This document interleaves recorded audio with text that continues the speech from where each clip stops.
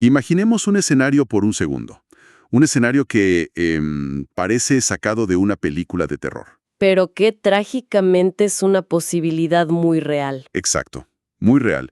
Una sociedad democrática, vibrante, libre, que de pronto despierta ante una amenaza existencial. Digamos un ataque terrorista masivo. O la evidencia innegable de la inminencia de uno. Inmediatamente el pánico se apodera de la población.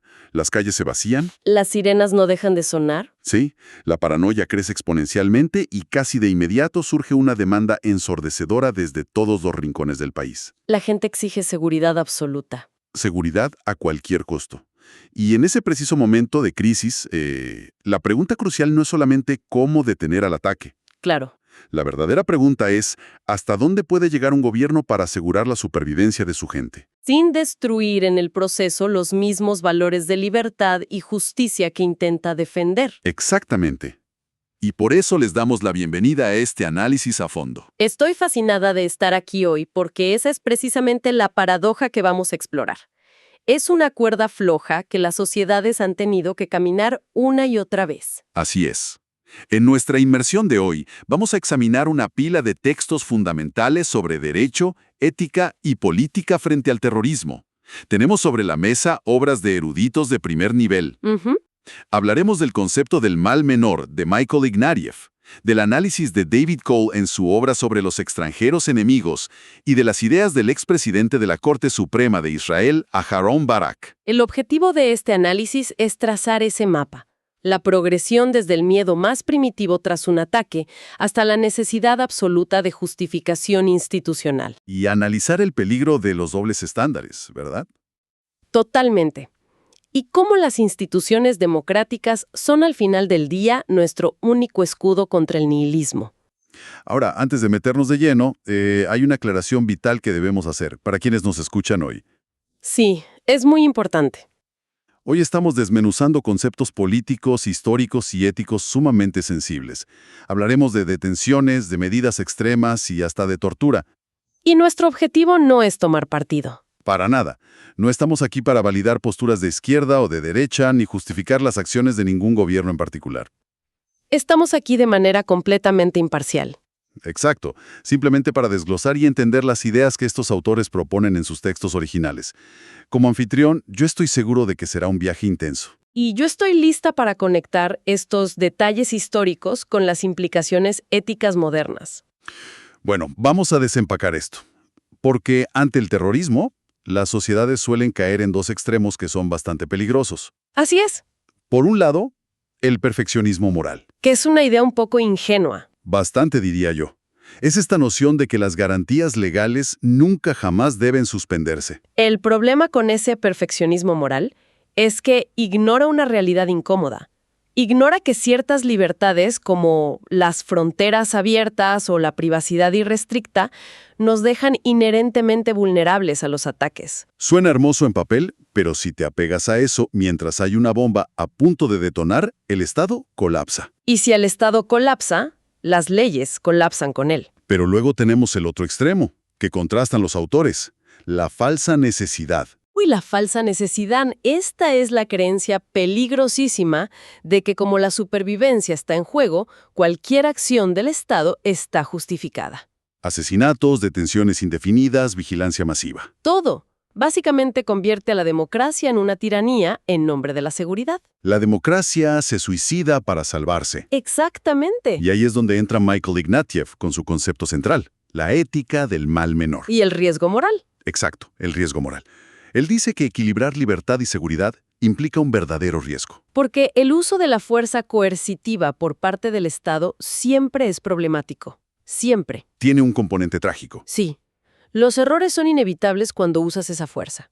Un mal menor, como una interrogación muy intensa o una vigilancia temporal, sigue siendo un mal. No se vuelve un bien de repente. Para nada. Sigue siendo un mal y, por lo tanto, nunca debe normalizarse. Y si miramos la historia, vemos cómo este pánico y esta falsa necesidad se manifiestan en la vida real. Hay una línea de tiempo del terror y la reacción que es fascinante. Y aterradora a la vez. Totalmente. Piensen en las redadas de Palmer tras la Primera Guerra Mundial. Deportaciones masivas. O las detenciones bajo la ley patriota y en Guantánamo después del 11 de septiembre. Siempre el primer instinto es restringir libertades. Pero el ejemplo que me dejó helado leyendo a David Cole es el trato a las minorías durante la Segunda Guerra Mundial. El internamiento de japoneses. Sí, 110,000 personas fueron internadas en campos simplemente por su ascendencia japonesa. Y el dato clave ahí es que de esas 110,000 personas, 70,000 eran ciudadanos estadounidenses, 70,000. nacidos allí. Y la historia demostró que jamás, ni una sola vez, se probó que alguno de ellos hubiera participado en espionaje. 0 pruebas. Cero. Lo fascinante aquí es la disparidad de trato que señala Cole. A ver, explícanos eso. Históricamente, las mayorías en una democracia aceptan sacrificar libertades civiles siempre y cuando el peso de ese sacrificio recaiga sobre una minoría marginada. O sea, a los extranjeros enemigos. Exacto. La mayoría dice adelante, pongan cámaras, restrinjan los viajes, pero a ellos, no a mí. Claro, es muy fácil ceder los derechos de otro. Pero Cole argumenta que esta distinción es una ilusión peligrosa, es una falsa frontera. Porque hay un efecto dominó. Inevitablemente, las medidas de seguridad opresivas que comienzan enfocándose en inmigrantes o extranjeros sientan un precedente. Se normalizan. Se normalizan y sientan las bases legales para privar de derechos a los propios ciudadanos más adelante. Es un daño directo a la estructura constitucional. Terminas destruyendo la casa para atrapar al ratón. Aquí es donde se pone realmente interesante. Porque si las mayorías pueden tomar decisiones tan destructivas, tenemos que reevaluar qué es la democracia. Y ahí entra el juez Aharon Barak. Exacto. Él hace un contraste brillante entre democracia formal y democracia sustantiva. La democracia formal es básicamente el gobierno de la mayoría, las estadísticas. El 51% decide. Así es. Pero Barak advierte que si esa mayoría decide quitarle los derechos a una minoría, eso deja de ser una democracia. Porque la democracia no es solo sumar votos. No. Existen valores fundamentales y derechos que actúan como límites intrínsecos. Esa es la democracia sustantiva. Exactamente. Esos derechos gobiernan a la mayoría misma. Pero a ver, pongámonos en los zapatos de un líder en medio de una crisis. Las emergencias requieren acción rápida. Sin duda. No puedes tener un debate legislativo de 6 meses si hay un ataque en curso. Se requiere la prerrogativa del Ejecutivo. Y la ética de la emergencia reconoce esto. Hablamos de una democracia defensiva. O sea, suspender derechos temporalmente. Sí, las excepciones temporales no destruyan el Estado de Derecho, sí, y esto es un sí gigantesco, si se usan estrictamente como último recurso. Y aquí llegamos al núcleo de la defensa democrática, lo que los textos llaman la justificación adversarial. Este concepto es vital. Dado que en una crisis se cometen errores y se aplican males menores, ¿cómo evitamos la tiranía? Con la justificación adversaria, significa que la única forma de corregir esos errores es forzar a los líderes a explicar y justificar cada medida. Dar la cara. Exacto. Tienen que justificar sus males menores ante tribunales independientes, ante cuerpos legislativos y frente a una prensa libre. No pueden operar en las sombras. No.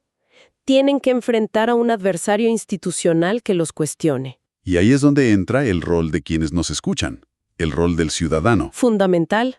El ciudadano no es pasivo. Su deber es exigir esa rendición de cuentas, participar en el debate. Y también está la perspectiva del derecho internacional. Los expertos en derechos humanos. Sí, porque las naciones tienen un sesgo inherente. Tienden a favorecer solo a sus propios ciudadanos y a deshumanizar al resto. Entonces los tratados internacionales, como las convenciones de Ginebra, Actúan como un ancla externa. Obligan al Estado a recordar que incluso en la guerra hay límites universales. y hablando de límites, esto nos lleva al punto más oscuro de nuestro análisis, la pendiente resbaladiza. La tortura. Sí, cuando empiezas a aplicar el mal menor de la interrogación intensa, el riesgo de caer en la tortura es inmenso. Es una tentación brutal para los agentes del Estado que sienten que el tiempo se acaba. Pero los autores son claros. Ese es el abismo ético. Contrastan los límites democráticos contra el nihilismo puro. Explícanos eso del nihilismo en este contexto. El nihilismo ocurre cuando la violencia, que originalmente era un medio para un fin político, se convierte en el fin en sí misma. Y las fuentes usan ejemplos literarios increíbles para ilustrar esto. Ignatieff menciona al profesor de Conrad. el personaje que solo busca crear el detonador perfecto. Ya no le importa la causa política, solo le importa la destrucción. O los personajes de Los endemoniados de Dostoyevsky. Donde la revolución es solo una excusa para la violencia. Exactamente. El texto desglosa 3 vías hacia este nihilismo. A ver cuáles son. La primera es la vía trágica. Esa es la espiral interminable de represalias, ¿verdad? Sí, ojo con esto porque es muy común. El Estado responde al terror con más terror, rompiendo sus propias reglas hasta volverse idéntico a su enemigo. La segunda vía, La vía cínica. Aquí la violencia se usa simplemente para obtener poder o dinero. Piensa en el crimen organizado disfrazado de movimiento político. y la tercera, que me parece la más vigente y aterradora, es la vía fanática. Los cultos a la muerte. Los que prometen la inmortalidad a través del martirio. Así es. Aíslan el acto de violencia de cualquier objetivo político terrenal. Ya no buscan negociar nada, solo buscan el fin del mundo, Entonces, ¿cómo evitamos caer en eso? con la solución democrática que mencionamos, la revisión constante y adversarial. Es lo único que impide que los agentes del Estado se conviertan en monstruos iguales a los que combaten. Entonces, ¿qué significa todo esto para el futuro? Porque las reglas del juego están cambiando. El terrorismo tecnológico. Sí, La posibilidad de que estos fanáticos o lobos solitarios superempoderados adquieran armas de destrucción masiva. armas químicas, nucleares, biológicas. En ese escenario, la amenaza es tan extrema que presiona la ética del mal menor al máximo. Ya no puedes esperar a que ataquen. Y eso nos lleva a la ética de la prevención y las guerras preventivas. ¿Se justifica atacar primero? Solo bajo condiciones extremadamente estrictas. La aprehensión solo es justificable si la amenaza es inminente. No una sospecha vaga. No, tiene que ser demostrable y crucialmente se debe presentar evidencia real ante las instituciones democráticas. Para su escrutinio. Exacto, para evitar que la excusa de la seguridad se use para una agresión injustificada. Para ir cerrando, creo que podemos enmarcar las conclusiones éticas para los líderes nacionales basadas en todos estos textos. Son lecciones vitales. Primero, deben operar con total transparencia. Segundo, utilizar cláusulas de extinción. Las famosas sunset clauses. Sí, para que las leyes de emergencia no sean permanentes. Si la crisis pasa, la ley caduca automáticamente. Tercero, someterse siempre a la revisión judicial. Y cuarto, recordar que la legitimidad internacional es vital. En resumen, las democracias fallan si intentan operar en secreto. Se destruyan desde adentro. Para recapitular este inmenso viaje intelectual que hemos hecho, empezamos entendiendo por qué el pánico nos lleva a sacrificar a los no ciudadanos. Y vimos que esa falsa frontera termina devorando a los propios ciudadanos. Comprendimos que la salud de una democracia depende de exigirle al gobierno que justifique cada pedazo de libertad que recorta. Mediante la justificación adversarial. Porque las leyes y los derechos humanos no son lujos para tiempos de paz. Son anclas. Exacto. Son anclas para sobrevivir a las peores tormentas sin perder nuestra identidad. Y esto plantea una pregunta importante para quienes nos escuchan hoy. A ver, Si nos adentramos en una era donde la tecnología empodera a un solo individuo alienado para desatar el armagedón biológico o nuclear sobre millones de personas, ¿un solo individuo con ese poder? sí. ¿Cómo sobrevivirá nuestra profunda creencia democrática en los derechos individuales irrestrictos? Es una paradoja tremenda. Cuando el precio de la libertad absoluta de una sola persona podría significar literalmente el fin de la especie, ¿podrá la democracia adaptarse a la tiranía del individuo superempoderado? ¿O tendremos que transformarnos en algo irreconocible para sobrevivir? Es un pensamiento final que hiela la sangre, pero que es absolutamente necesario plantearse hoy. Así es. Queremos agradecer a nuestra audiencia por su tiempo y su curiosidad en esta inmersión detallada. Ha sido un análisis denso, pero crucial. Y los invitamos a seguir cuestionando, analizando y exigiendo transparencia a sus instituciones. Totalmente. Nos despedimos por hoy esperando que estas ideas sigan resonando. Un saludo cálido para todos y hasta la próxima inmersión.